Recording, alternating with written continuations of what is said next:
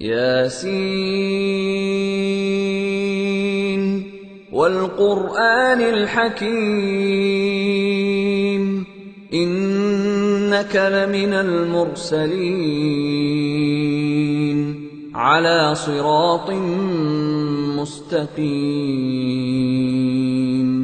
تَنزِيلَ الْعَزِيزِ الرَّحِيمِ لِتُنذِرَ قَوْمًا